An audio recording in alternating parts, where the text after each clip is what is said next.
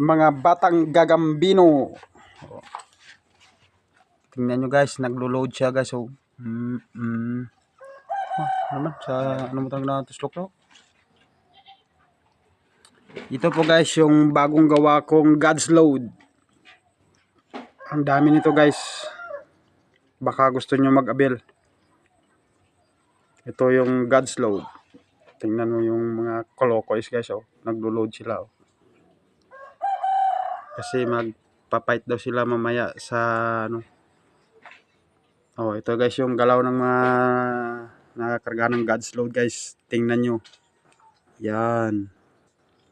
Oh, di ba? God's Load.